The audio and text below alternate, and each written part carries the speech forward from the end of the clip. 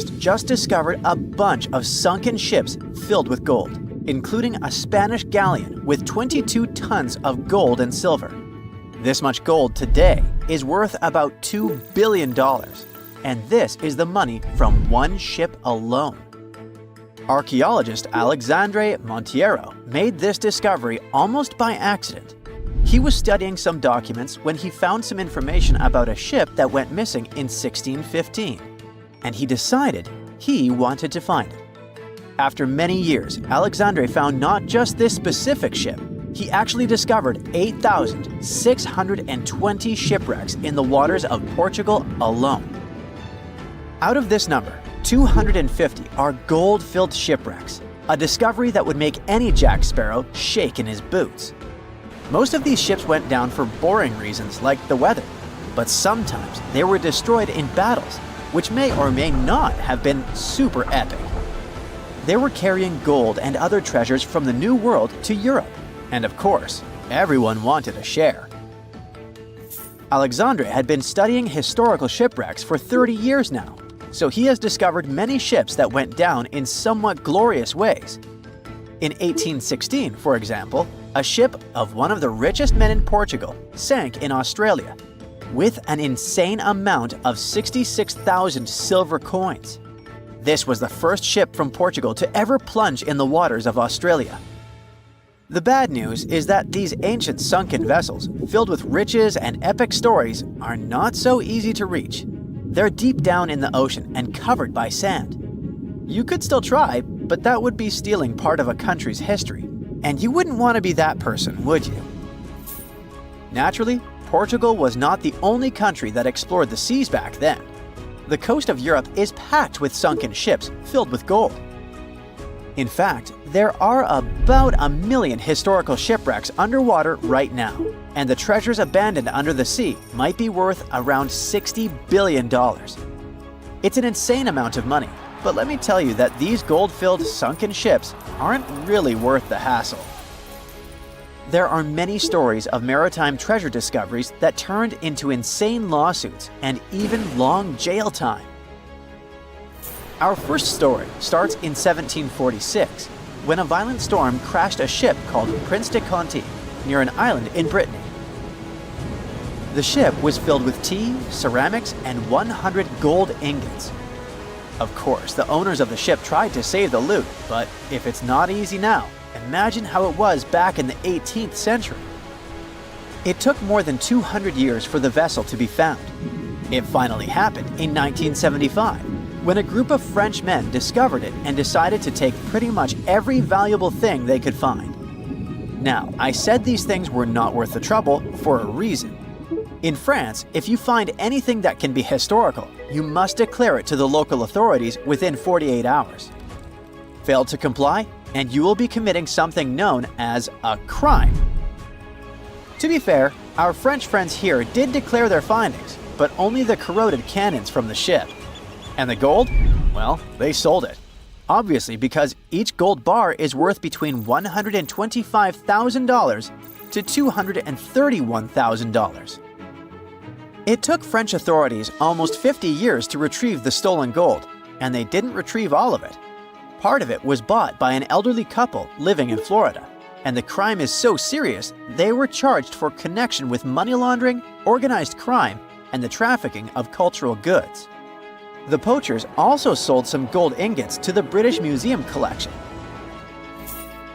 Now, let's go back to the 1850s, when a steamer called USS Central America traveled from Panama to California and back again.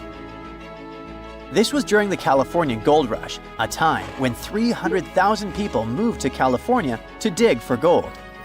Because the travel route was not easy breezy, people needed to carry their gold around on big ships. This is where our friend SS Central America comes in. In 1857, the ship had 578 people on board and about 10 tons of gold. Very few survived, and around $100 to $150 million in gold went down with the ship.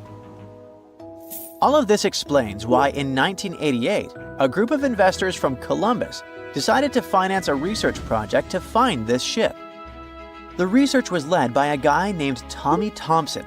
Tommy was really crazy about the idea of finding this sunken ship filled with gold. It took him years to find the exact location of the SS Central America, especially because the ship was 7,500 feet beneath the surface of the Atlantic Ocean, and retrieving it required a lot of fancy tech.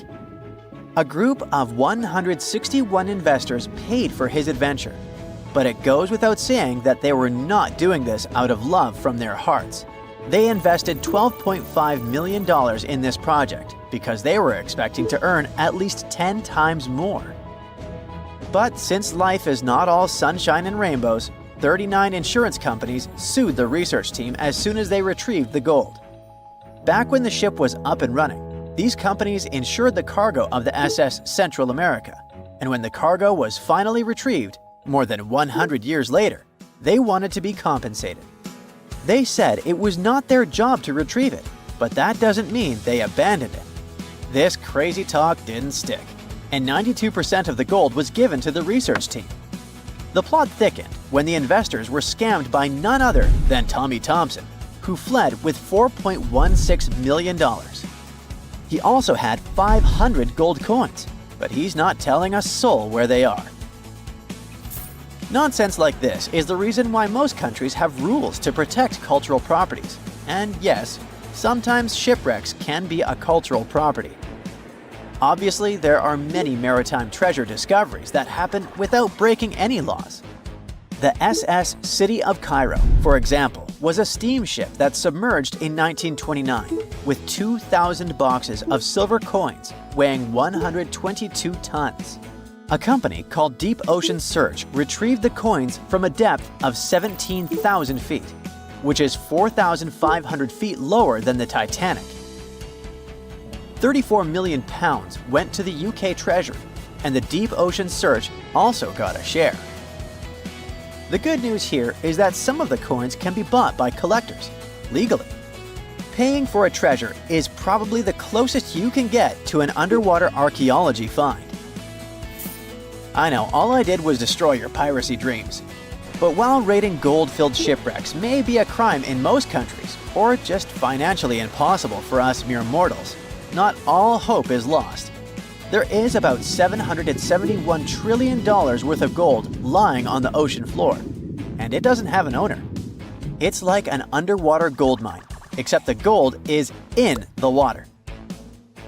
You know how the water of the ocean is salty? Well, the gold gets mixed with the minerals in the water, so it's not like you stumble upon a gold nugget on the beach. Each liter of ocean water has 13 billionths of a gram of gold, and it's very difficult to extract such tiny particles of gold from the water. But that doesn't mean people haven't tried, and of course, there's been a scam here too. In the 1890s, a guy claimed he had invented a thing that would suck gold from the seawater. When he got enough money, he fled the country with the cash. If you really want to get some gold, you could try to extract it from the Earth's core, which has 1.6 quadrillion tons of gold. There's 16 times more gold in the Earth's core than what humans have mined in the whole of history. No hoax involved here, because nobody has dared to go down there yet. With archaeologists discovering gold-filled sunken ships out and about, maybe we can make our own maritime treasure discoveries, or at least save enough money to buy some silver coins. There's a stretch of water that even the most experienced explorers fear. No matter what season you choose to cross it in, you risk meeting face-to-face with waves that can reach as tall as the Hollywood sign.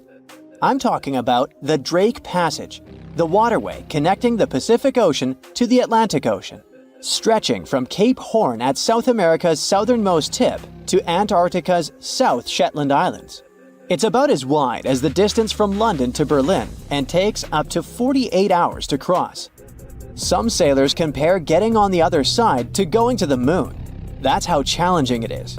Even the man who discovered it, Sir Francis Drake, never sailed these waters because they seemed too dangerous to him and opted for a calmer, although longer, Strait of Magellan.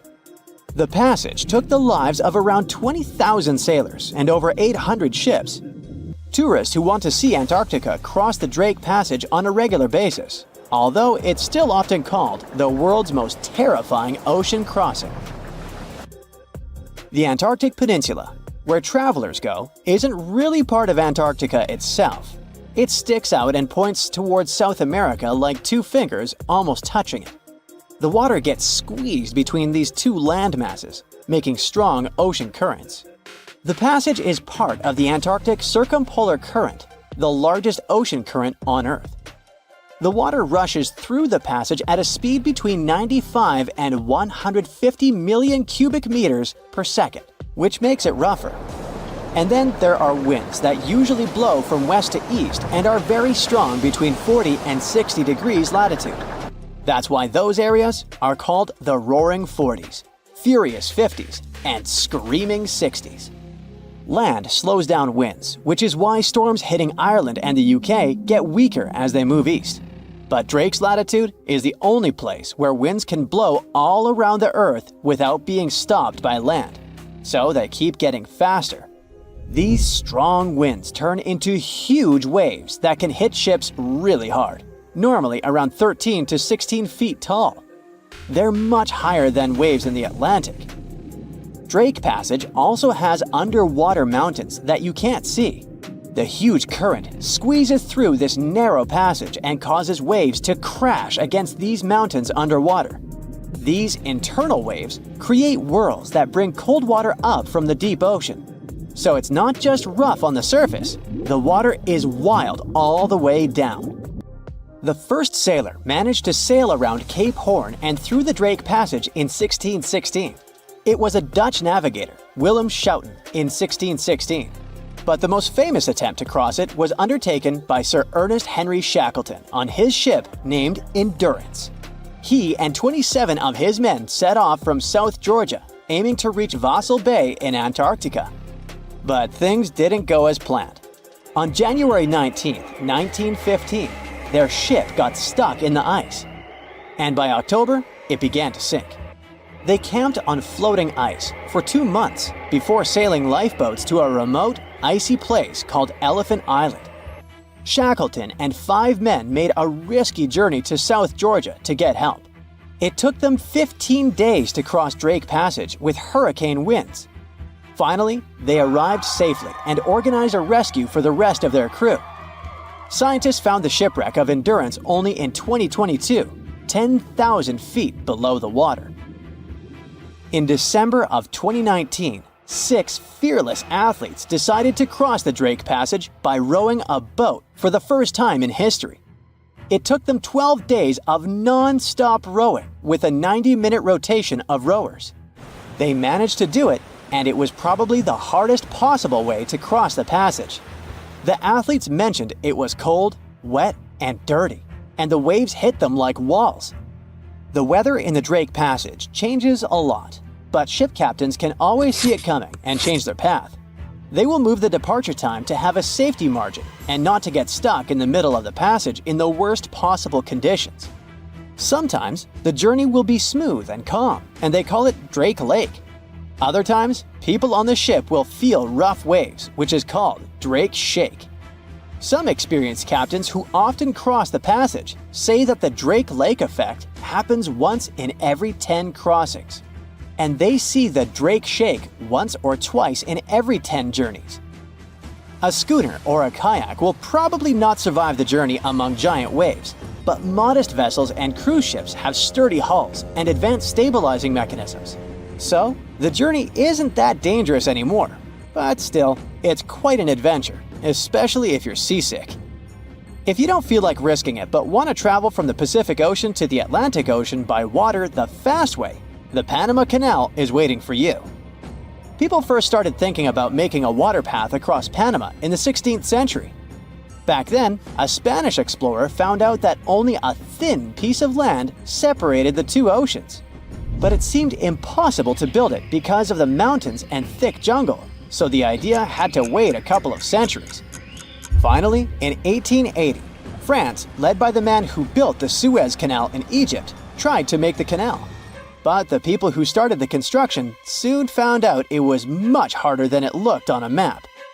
The land in Panama was one of the toughest and most dangerous places to dig a big waterway, Workers had to literally move huge mountains in a jungle full of snakes, where it was really hot and rainy. During the wet season, heavy rain turned rivers into wild rapids and soaked the workers. Sometimes, they didn't see the sun for 2 weeks, and their clothes stayed wet all the time. Big rocks were falling, and tiny mosquitoes that carried malaria made people very sick. And then, an earthquake happened on top of everything. They were losing thousands of people. That's why France decided to abandon the project after 7 years.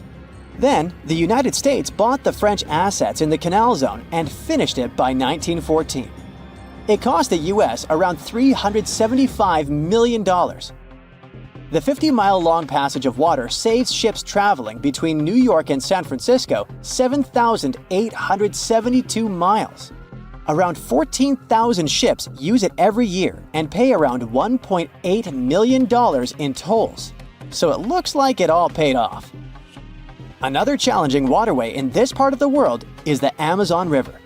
It's around 4,300 miles long and flows through 3 countries with over 30 million people living in its basin. But there isn't a single bridge across it. The river has many marshes and soft soils, so engineers would need to build very long bridges and very deep foundations, which costs a lot of money. Building bridges over deep water is tough, but in other places in the world, engineers can use things like floating platforms to help. The river's path and water levels change a lot during the year. During the dry season from June to November, the river is usually 2 to 6 miles wide.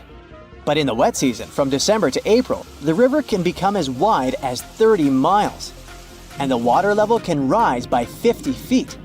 That's why they can't build floating bridges or pontoons. The riverbanks are made of soft dirt that moves and erodes with the seasons, and it makes things even harder. It would have to be an absolutely unique project to overcome all these challenges. Luckily, there's no pressing need for a bridge across the Amazon right now. The river mostly goes through areas that are sparsely populated, so there aren't so many major roads to be connected by bridges. There's a ship drifting somewhere in the ocean without a crew. The last time someone saw it was over 50 years ago.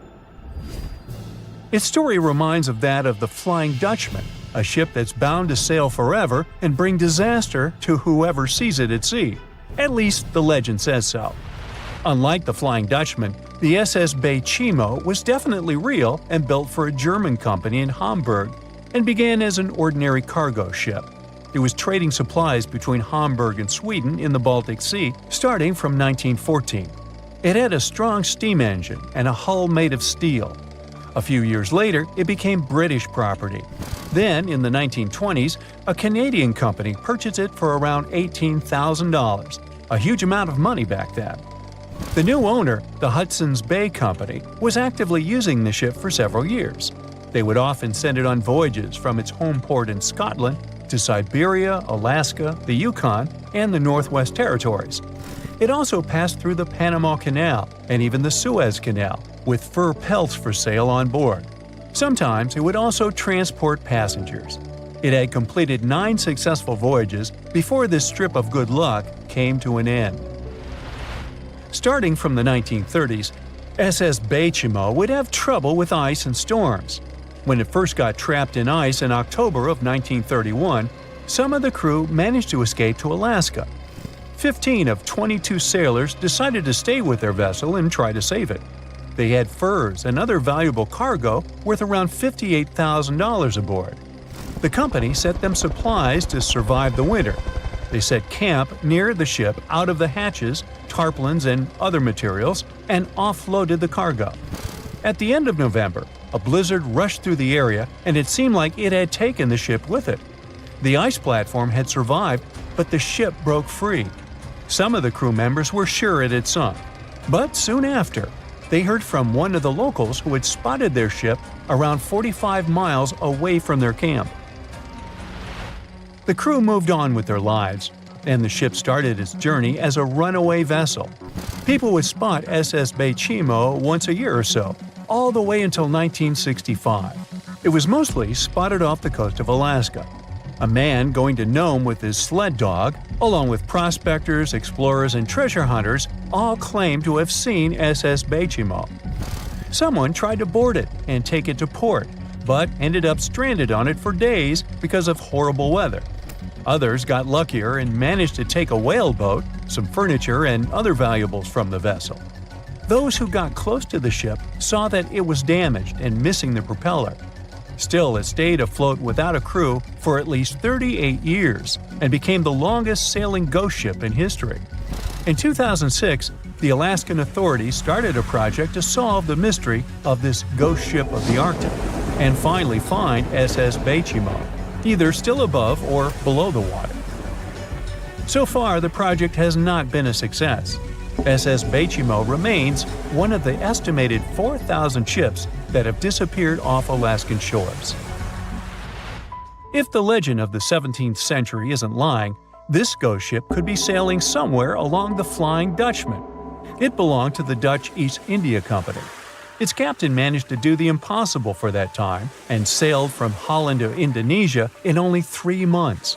They said he was flying over the sea, and some evil tongues explained that he had made a deal with evil forces to achieve that. Once the ship was sailing back home, its captain and crew disappeared without a trace. There are many versions of what happened to it.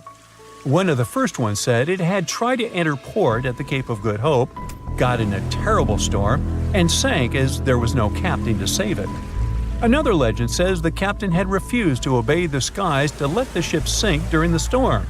A scary life form then struck the boat and the crew, and it was condemned to forever wander without rest. Many sailors claim to have spotted the Wandering Dutchman.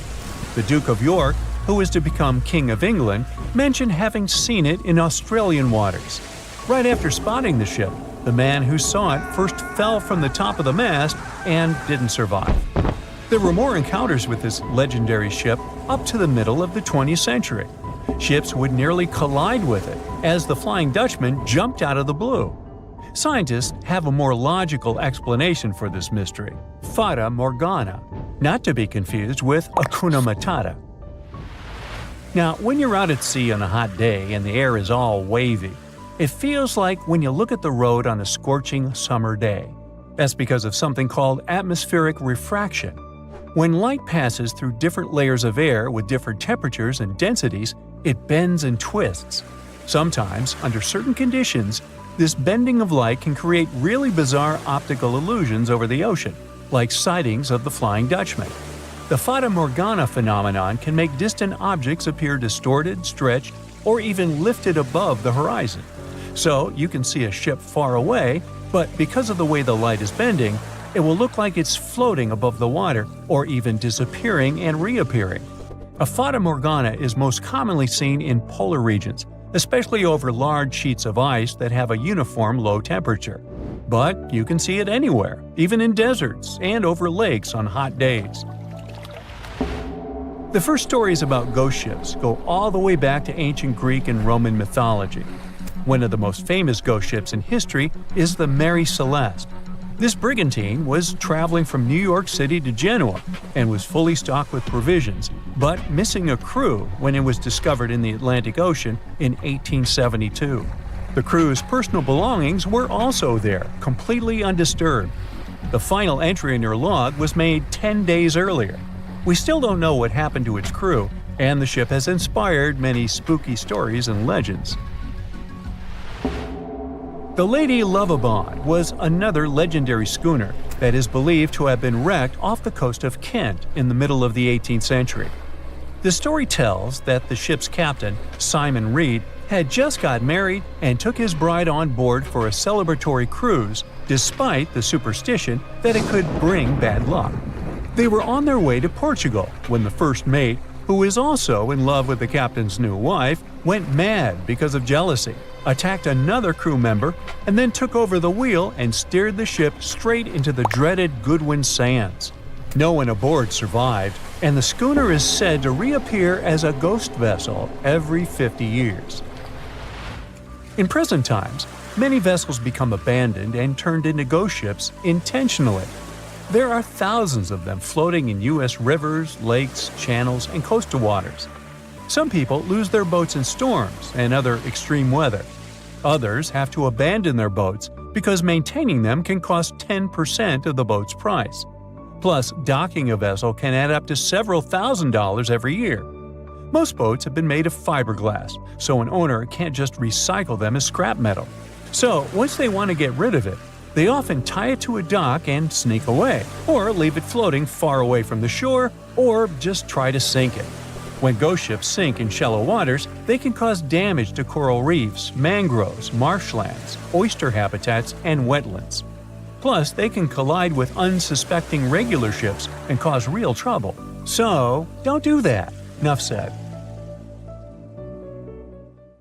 Strange things occur in the cold waters of Antarctica. One of these things happened to a ship called Jenny. It was a small schooner whose history began in 1822. The boat and its crew set sail and disappeared a year later.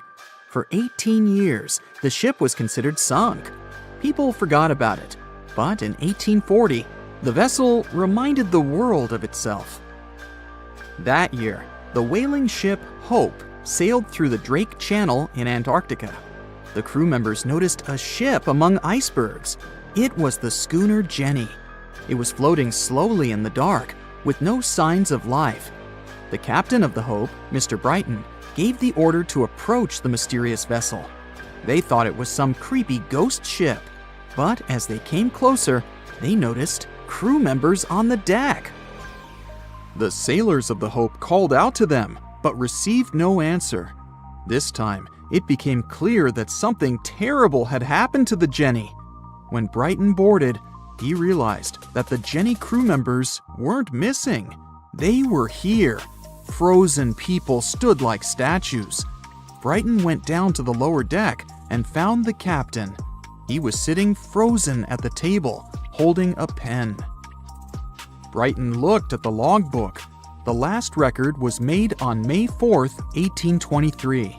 The captain wrote that he was the only living member of the crew. They spent 71 days without food. It seemed that the ship got lost in the sea because its captain went off course or sailed into an iceberg, but no one knew for sure. After that, nobody ever saw the Jenny again. According to rumors, the crew of the Hope abandoned the frozen ship and left it to drift in the cold waters. According to other rumors, this whole story is fiction. The story of the Jenny was described in a German magazine in the middle of the 19th century. Still, there was no further evidence of the ship's existence. Already in our time, Cambridge University decided to explore the case of the Jenny. The researchers discovered that one of the crew members of the Hope, who didn't disclose his name, told someone the legend of the frozen ship. Someone shared the story with another guy, and it was published in a German magazine called Globus. And that's all. There was no other evidence. One of the most famous ghost ships was the Mary Celeste, and there's no doubt about its existence. The history of this vessel was documented in court. People wrote about it in newspapers, but the most exciting thing is that the ship continued to be used even after 10 people disappeared from its deck. The history of the Mary Celeste began in Canada in 1861. When it was first built, the ship was called the Amazon. It changed captains several times, and it also hit some rocks. The boat was sold, bought, then sold again, repaired, and sailed under the name Mary Celeste. In 1872, it had a new captain, Benjamin Briggs. He was a decent, brave man with a lot of experience in navigation. He had a beloved wife, a daughter, and a son. When he went on his last voyage, he took his wife and daughter with him, and his son stayed in America. In November of 1872, the Mary Celeste sailed from the port to New York with 10 people on board and disappeared. 8 days later, another ship, the Dei Gratia, also left New York and followed the same route. Dei Gratia's captain, David Morehouse, noticed the Mary Celeste and immediately realized something was wrong. The ship was moving too freely, as if no one was controlling it. The captain tried to contact the crew members, but no one answered him. Then, together with other sailors, he climbed aboard the Mary Celeste. The ship was in good condition. There was no damage. The hold was slightly filled with water, but it could be easily pumped out. Everything seemed fine, but one lifeboat was missing. The crew members' valuables were in their cabins. The cargo was in the hold. The supplies of water and food were untouched. Judging by the records in the logbook, the ship was caught in a storm, but it was not too strong. Other ships also sailed through this storm, but nothing bad happened to them. The last record was dated November 25th, and it claimed that everything was fine. The sails of the Mary Celeste were slightly damaged, but perhaps it happened after the crew had disappeared. The whole ship was in excellent condition, but what made the people leave it? Part of the crew of the Dei Gratia stayed on board the Mary Celeste to bring it to dry land. Everything went well. They delivered the ship to the closest port. Next, the captain of the Dei Gratia appeared before the court and told about what had happened. However, the prosecutor and the judge didn't want to believe in the story of the Mary Celeste. They were sure the captain got rid of the ship's crew to get money for its cargo. According to the maritime laws of that time, if you found a ghost ship with valuable cargo, then a substantial part of this cargo belonged to you. So, many people thought that David Morehouse decided to earn some money. This version seemed to be more valid than the one about the mysterious disappearance of 10 people. Fortunately, no one accused the captain of committing a crime. They thanked him for his service and gave him a monetary reward. However, his reputation was damaged, which greatly affected his career, as many believed he attacked the crew of the Mary Celeste. But even after this terrible case, trial, and investigation, the story was not over. The Mary Celeste was still an expensive and efficient vessel. It sailed several times, but then one captain crashed it into the reefs to get insurance. The court revealed this deception and accused the captain of intentional property damage. The story of the Mary Celeste became famous all over the world. People began to build their theories, realistic and not. Someone believed the ship had sailed through the Bermuda Triangle, but this version was quickly refuted, as the route of the Mary Celeste passed thousands of miles away from the Bermuda region. Did the Kraken or another giant monster attack the ship? Nope. Since the boat was found in almost perfect condition, there were no signs of a struggle. One of the most popular versions was that the crew of the Mary Celeste stole some valuable cargo and sailed to Spain on the rescue boat. However, those who knew Captain Benjamin Briggs said he was a good, honest man. Besides, he had a son in New York, and Briggs would never leave him. A more thorough investigation revealed that a series of accidental circumstances could have caused the disappearance of the ship's crew. Before its last voyage, the vessel delivered coal. Perhaps the pump intended for pumping water got clogged with coal after that. And when the ship got into a storm, the hold filled with water and the pump broke. The captain couldn't understand the amount of water because numerous barrels in the cargo hold blocked the view. Benjamin Briggs assumed it was dangerous to stay on the ship during a storm, so he evacuated with the passengers on a lifeboat. Perhaps they were close to land and decided to sail there, but the storm intensified and overturned the boat. Also, one record in the log journal said that the chronometer was faulty. It was a device that helped to determine your location at sea using longitude. Briggs got lost and didn't know which way to sail. The storm was strong, and he couldn't determine whether the ship would sink. Perhaps Briggs decided to leave the ship in a rescue boat when he saw the coast of the Azores. The uniqueness of this ghost ship case is that, unlike many others, you can investigate it yourself. There's a lot of information about the Mary Celeste on the internet. There are documentaries and research articles. Perhaps you'll be able to notice something that others haven't seen, and solve the mystery of the disappearance of 10 people.